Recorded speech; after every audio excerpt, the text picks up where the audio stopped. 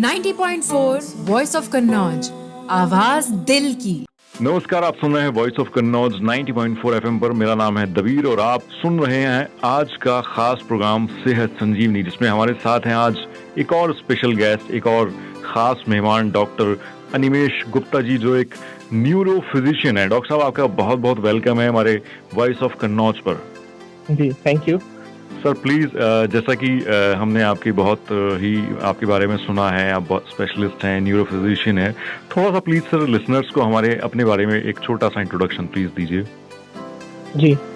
देखिए, जैसे कि आपने डिस्क्राइब किया कि मैं एक न्यूरो फिजिशियन हूँ। मैंने अपनी जो स्टडीज़ हैं वो मोस्टली लखनऊ में करी हैं। मैंने अपना MBBS जो है वो लखनऊ के फेमस KGMC मेडिकल कॉलेज से किया है।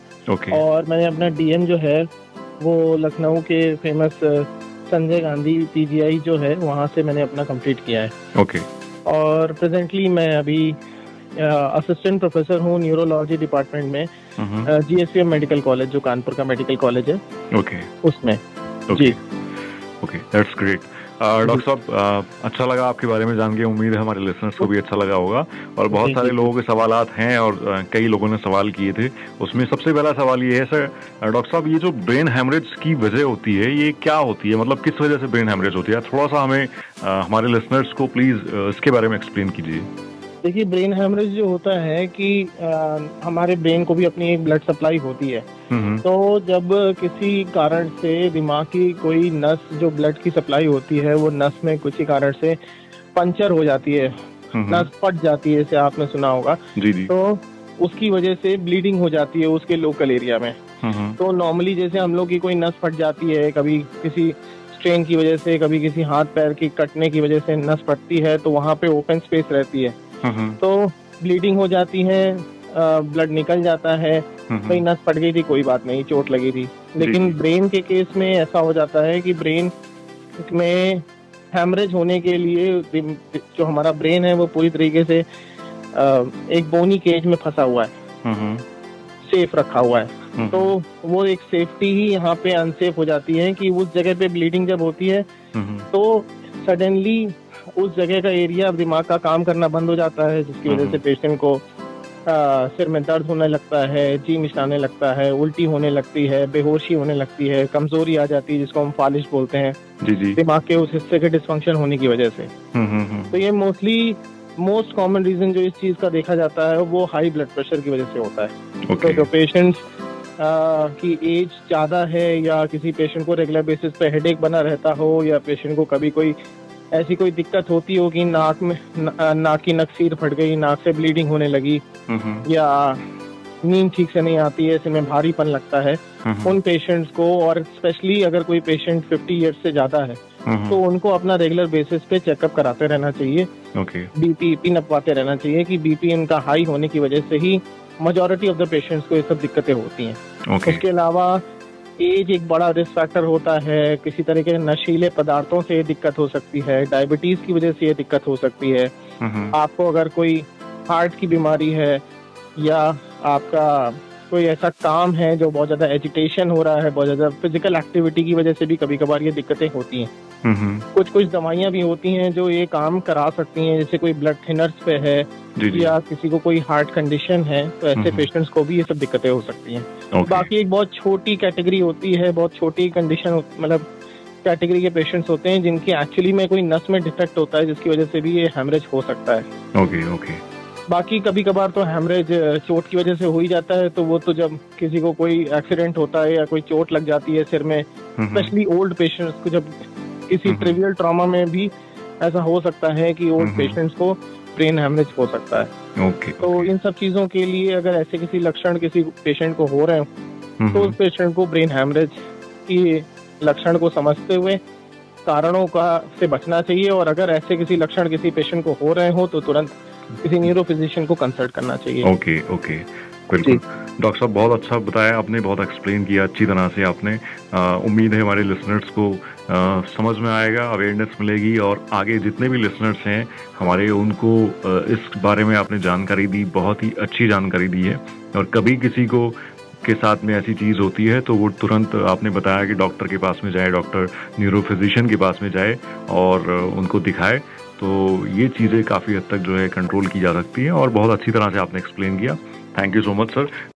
जैसे कन्नौज की गलियों में महकती इत्र की खुशबुएं देश से आने वाले हर इंसान का बड़े ही अच्छे अंदाज में स्वागत करती हैं, वैसे ही वॉइस ऑफ कन्नौज 90.4 FM आप सभी का स्वागत करता है, जो है आपके शहर कन्नौज का पहला रेडियो स्टेशन। तो बनाइए इसे भी अपने शहर की पहचान इत्र की खुशबुओं की तरह और सुनते रहिए वॉइस ऑफ कन्नौज 90.4 FM, आवाज दिल की।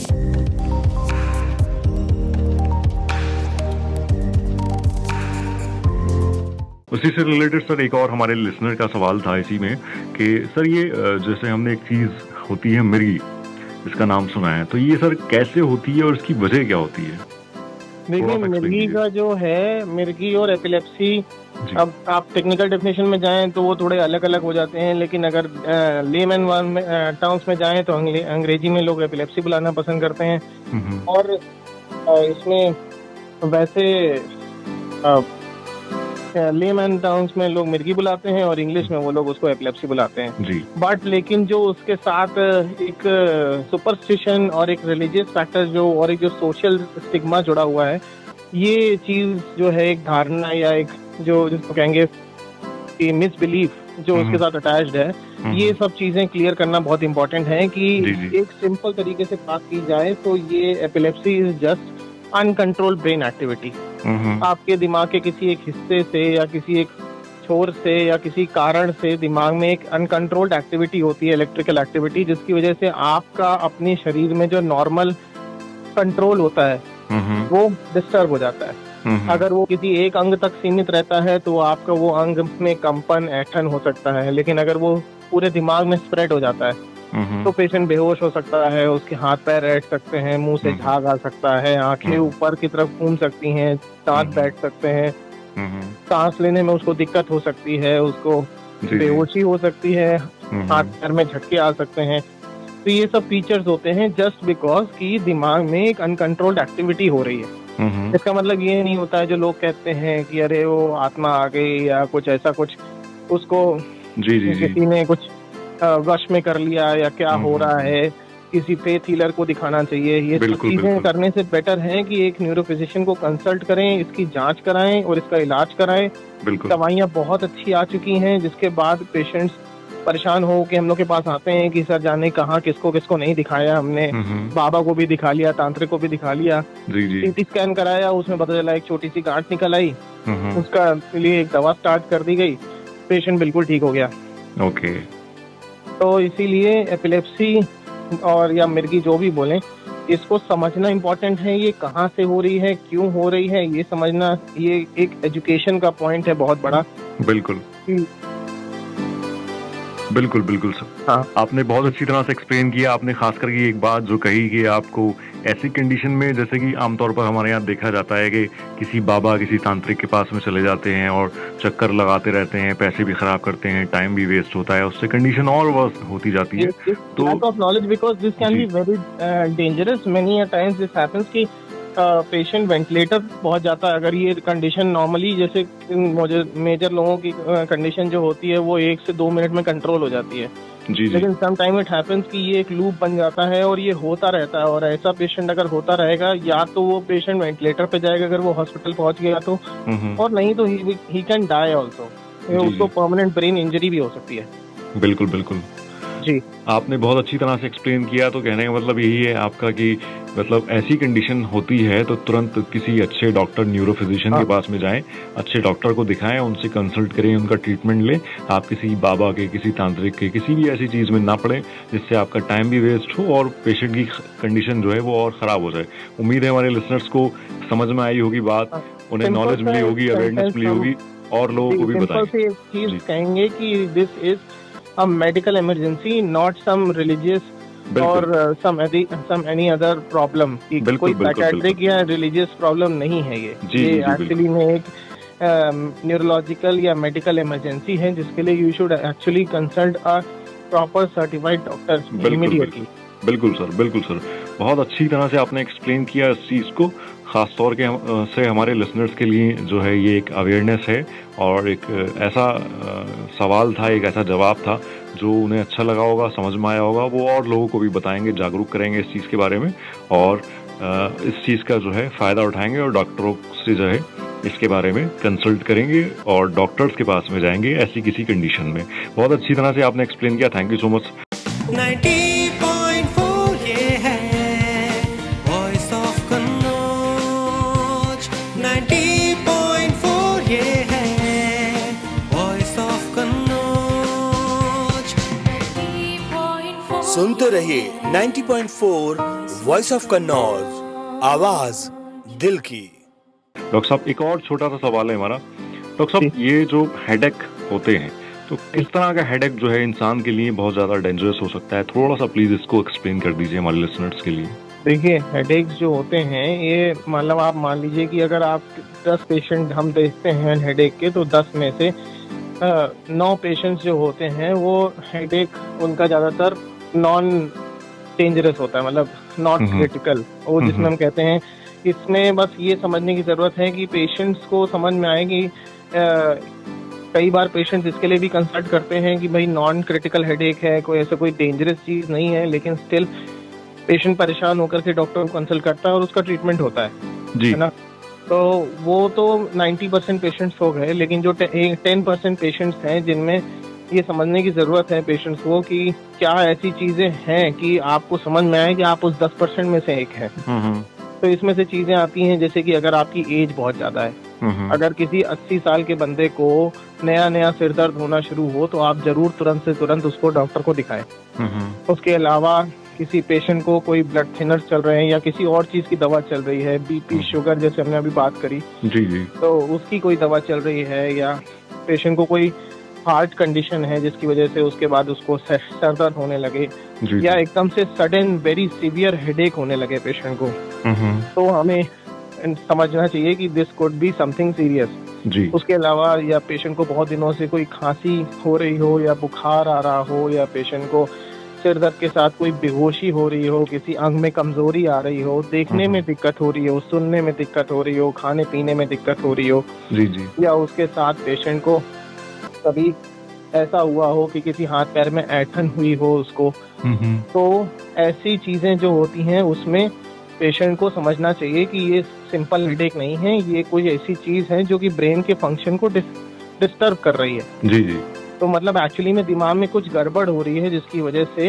इसको सिरदर्द भी साथ में एक एसोसिएटेड सिम्टम हो रहा है। जी जी, ऐसे ही एक सिंपल सी चीज है कि किसी पेशेंट का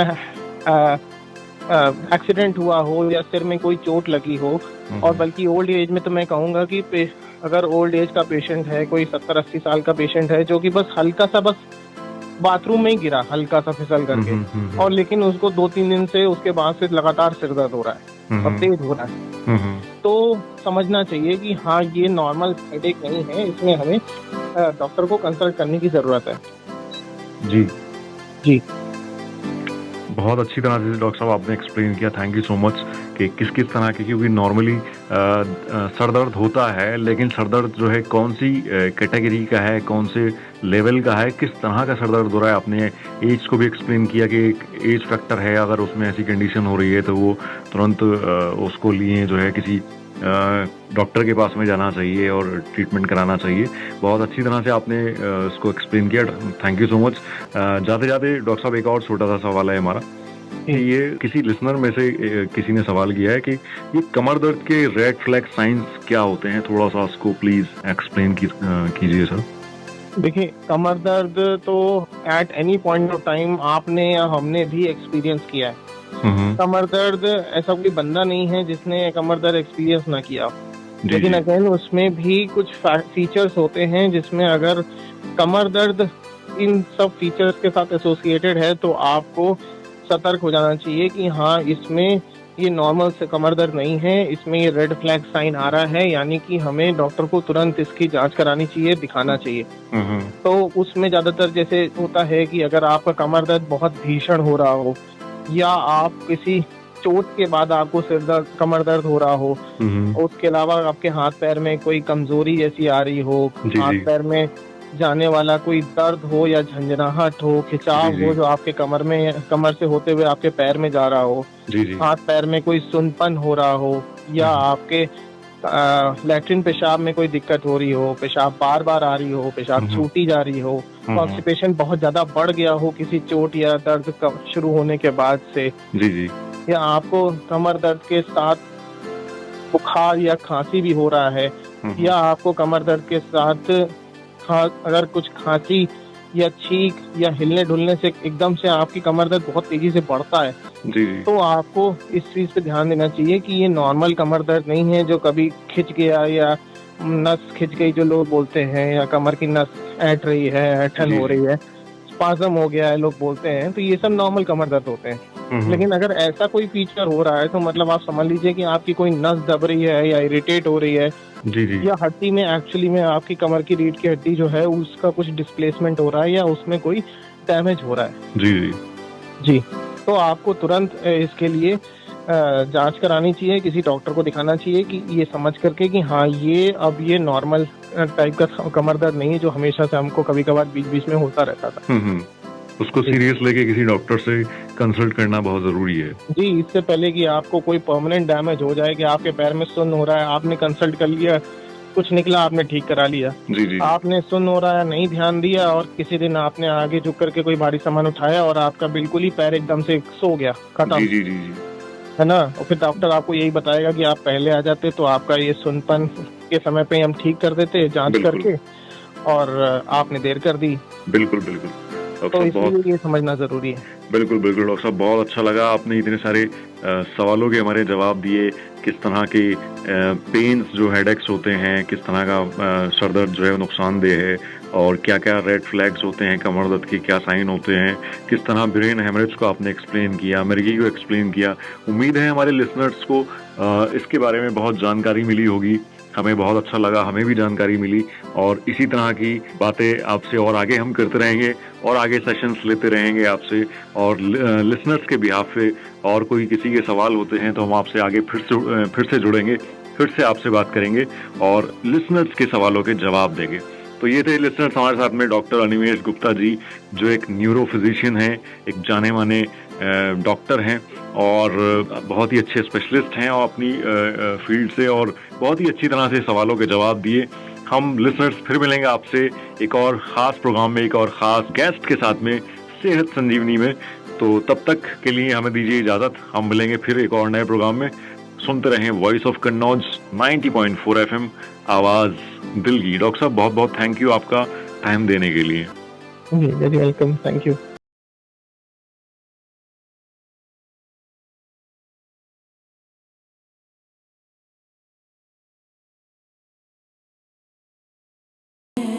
ninety point four voice of Kannauj, आवाज दिल की।